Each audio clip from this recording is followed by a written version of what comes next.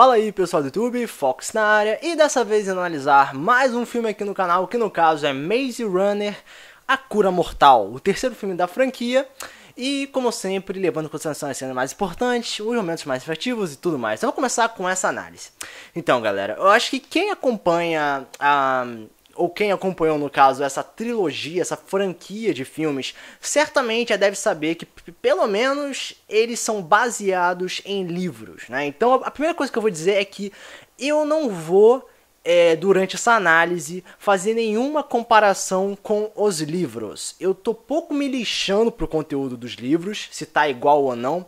Pra mim, o que interessa é o que foi mostrado. Se aquilo me agradou ou não, independente se esteja associado ou não com sua fonte original. Isso aqui não é um canal que vai ficar tipo, ai, se tá igual ao livro e tal. Não, eu vi o filme, vou falar sobre o que eu vi.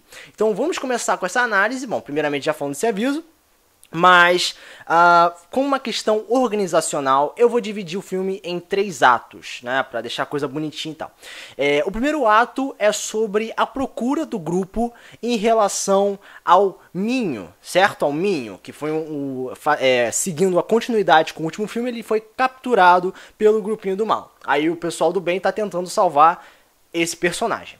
O segundo ato do filme é completamente focado como eu posso dizer, no posicionamento dos personagens dentro da cidade. E o terceiro é o que seria o último ato, né? O terceiro ato seria o último, que está relacionado à invasão tanto dos personagens protagonistas quanto do grupo revolucionário. Então vamos primeiramente falar do início do filme. Eu diria que a parte primária do filme é completamente uma parte fraquíssima da trama. Claro, como um ponto introdutivo, é pra contar a historinha e pronto. Só isso, é só pra nos jogar dentro da situação geral. Só que o que acontece? Nós temos 2 grupos no filme. Nós temos os protagonistas, que pertencem a tecnicamente um grupo de resistência, e temos o grupo do mal que está à procura deles, uma coisa de caça, uma coisa com pressão de sobrevivência. E é muito importante, quando você apresenta esses 2 grupos de poder, ver o quanto cada um pode providenciar para o impacto no filme. Só que com essas 2 coisas de peso, nada pareceu se aproveitar ali. Tudo tava fechado em encontrar o Minho. Metade do filme, isso aí, a primeira parte até o início da segunda é isso. Temos que encontrar o Minho, temos que encontrar o Minho, e não saía disso. Eu tenho que dizer que a primeira parte do filme foi muito tediosa pra mim. Foi uma coisa tipo, ok, vocês querem encontrar um amiguinho. Essa é a trama geral da coisa. Não tem realmente nada de peso, não tem nada. Então, no início pode parecer um porre. É um filme, cara, no início é muito chato. Agora, já pro segundo ato do filme, agora indo pra segunda parte, temos o adicionamento de mais personagens. Já começa a ser revelado aí algumas problemáticas, algumas tramas secundárias, principalmente sobre a situação da Teresa, certo? Que ela tá do lado inimigo e tem que tentar conviver com problemas do passado, sobre trair os amiguinhos e tal, e aí teria que ver a questão dos sentimentos, que é uma coisa um tanto atraente, né? Essa questão da posição delicada da personagem. Também tivemos um aprofundamento na própria posição do Minho com o sofrimento dele. Também temos a evolução da doença do Newt, que ele estava se transformando num ser completamente irracional, selvagem e tal. Enfim, o que interessa é, a partir do segundo ato do filme, é que as coisas começam a surgir.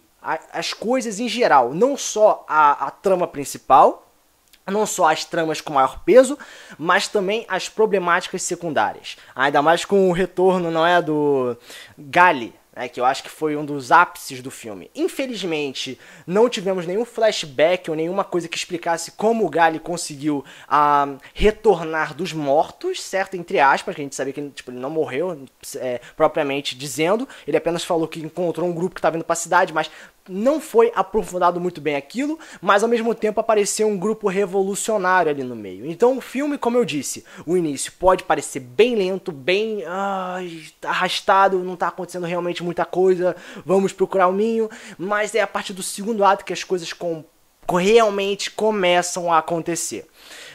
Eu tenho que dizer em relação aos laços dos personagens, eles foram bem aproveitados. Eu tenho que dar créditos principalmente ao relacionamento do Thomas com o Newt, que eu acho que foi provavelmente um dos laços mais significativos do filme. Ele com a Teresa, um amorzinho lá que fica, vou te ajudar, agora eu vou te odiar, em ambos os lados. Enfim, uma coisa, aquele romancezinho que fica se arrastando, mas o que interessa é, entre o Thomas e o Newt, a coisa ficou muito mais interessante.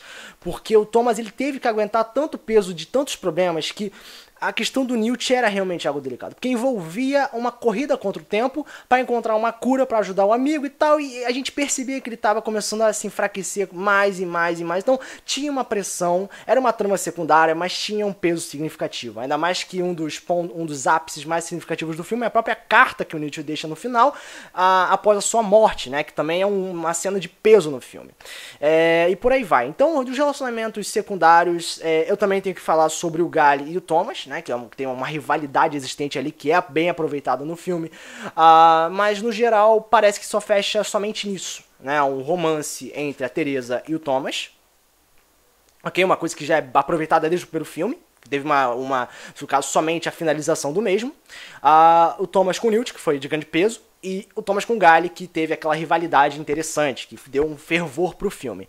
Agora, no terceiro ato do filme é que as coisas vem uma bomba no filme, porque tem uma invasão, aí tem o grupo revolucionário que invade a cidade, tem explosão pra todo lado, aí tipo é anarquia contra, sei lá, ditadura ou sei lá o que seja, enfim. Aí tem cara, muito, visualmente falando, no terceiro ato do filme é que a coisa fica bonita, sacou? É destruição em massa, é tiroteio, é prédio explodindo, é caos, mas é uma coisa visualmente viciante. Eu tenho que dizer que em algumas situações de conflitos nós temos uns clichês, como por exemplo, nós temos o Jensen, né, que é o Ratman, o Homem-Rato. Ele simplesmente poderia ter matado os protagonistas muito rapidamente, mas ele decidiu ficar dando discursinho, em vez de realmente apertar o gatilho. Tivemos também situações onde os personagens eram salvos no último segundo por alguma coisa, né? A cena do ônibus com as crianças, que veio o guindaste no último segundo. Aquilo ali era completamente impossível deles terem noção precisamente que o ônibus ia parar naquela posição com os carros da polícia cercando a rua. Então, tem uns momentos bem infantis de ação que, tipo, como eu falei, salva no último segundo, então tira a chance de dar um teor realista pra coisa. Infelizmente isso é um problema.